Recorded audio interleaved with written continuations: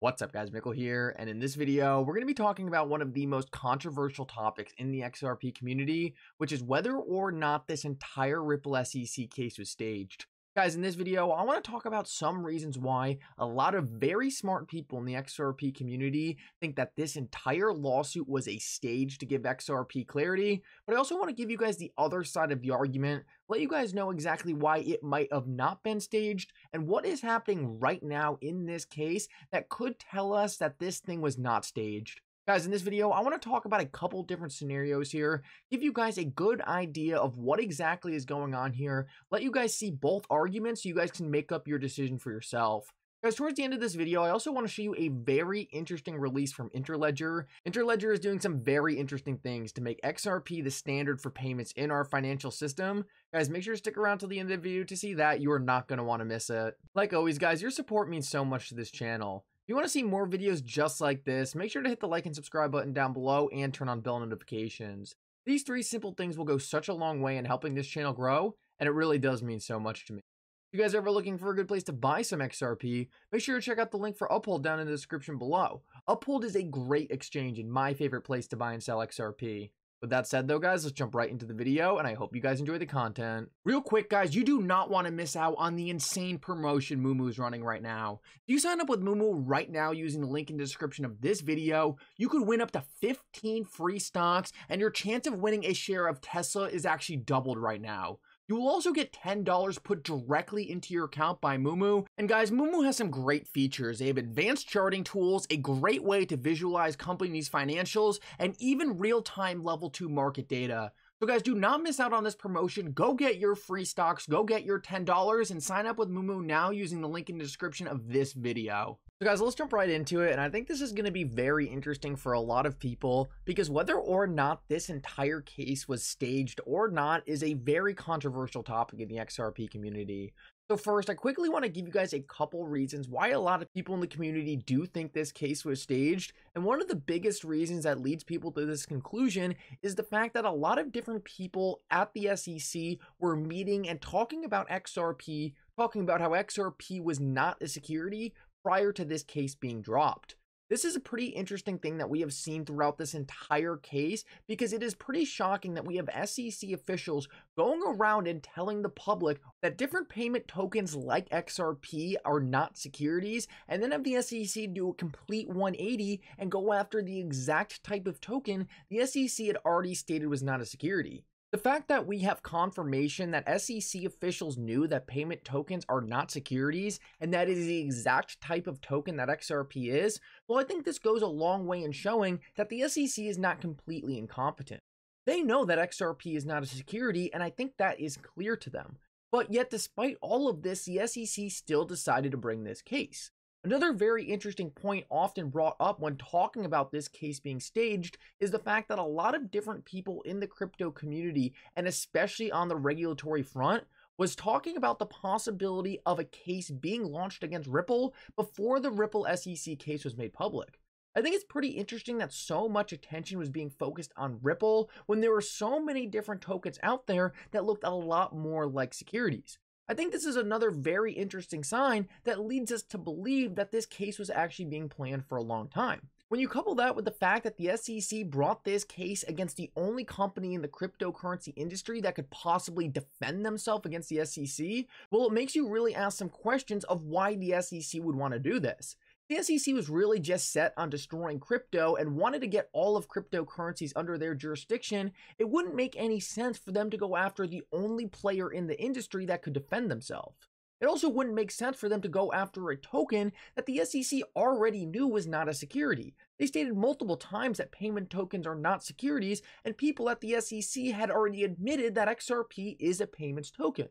All of these different signs lead to the fact that the SEC knew XRP was not a security. The SEC knew that Ripple was going to be able to defend themselves against a claim that XRP was not a security. And now the SEC is stuck in this case and they don't actually have any evidence. They spent 3 years investigating Ripple, and a lot of different lawyers following this case were absolutely shocked that the SEC brought almost no evidence to the table in their determination that XRP is a security.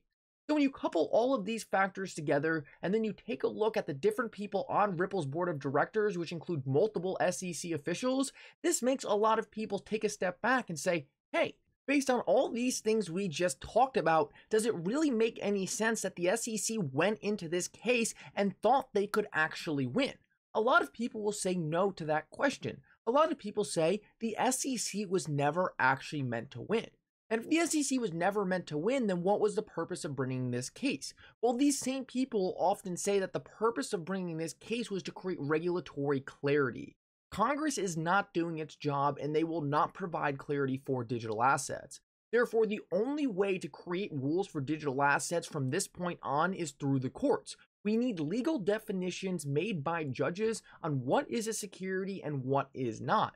And in order for this to happen, there needs to be a landmark case. In this scenario, the landmark case would be this Ripple SEC case. This would be the case that defines the standards for what a cryptocurrency is going forward in the United States. And honestly, this case fits this description really well. This is exactly what we're seeing playing out right now. And honestly, if this case does go to summary judgment, and if we do get a detailed analysis of what makes XRP not a security, then I think this answer could be pretty probable. Now, with all that said, I want to talk about some reasons that really go against this case being staged, because I think these are very important to consider for an opposing argument. First of all, this case is causing both parties a ton of money. We already know that Ripple has likely spent over $100 million on lawyers, and the SEC has likely spent a lot also. Because of this, it doesn't make sense that either of these organizations would have wanted to waste this many resources. If this case was staged, it would have made a lot more sense for them to wrap it up pretty quickly. The SEC wouldn't be delaying at every opportunity they could get. I think it's also pretty important to point out that Ripple has been publicly calling out SEC officials throughout this entire case. Now, people will say this is all part of it being staged, but honestly, no one expected Ripple to call out these SEC officials. Typically, when you're in a case, you're very quiet and you don't talk about anything going on. Therefore, Ripple is really going out of its way to call people out, and I think this really just goes against any idea that Ripple and the SEC are working together. Now, I think another thing we need to consider when saying this case is staged is the fact that the SEC is taking a massive reputation hit because of this case. We have already seen massive news organizations call out the SEC and even expose serious conflicts of interest going on at the agency. If Ripple and the SEC really were in fact working together in order to create clarity in this market through this case, it really doesn't make any sense that the SEC would be exposing their own officials. I mean, just logically, that wouldn't make any sense from the SEC's perspective. Now, with all that said, I think it's pretty easy to see that there are definitely arguments on both sides of this. I think the most important thing that we are going to have to look for whether this case was staged or not is the final decision. If this case does in fact settle, well then the SEC will be trying to cover up a lot of stuff and it won't create any clarity for any other tokens out there. This would definitely lead towards the fact that this case was not staged and was in fact organic, and the SEC just made a massive mistake going after Ripple. On the other hand, if this case does go the distance, well then maybe it was staged, because why would the SEC take it the distance for any other reason? They're getting their butt kicked, they're gonna lose big, and at this point going forward, they're just gonna create even more problems for themselves because of this case. It really doesn't make any sense for the SEC to take it the distance unless they were told by a higher up agency that that's what they need to do, and that kind of stuff happens in our government all the time. So guys, I think we just need to watch very closely from this point forward on what happens and how it might impact how this case ends, because until then, I think it's pretty hard to say we are sure on which one of these outcomes is for sure what happened. But either way, I think it's pretty interesting nevertheless, and it's definitely something that I've spent a lot of time thinking about. Now guys, I want to finish this video off and show you guys a fascinating video out of Interledger, because Interledger is one of the most interesting projects out there looking to help create mass adoption of the XRP ledger, and it really isn't getting much attention.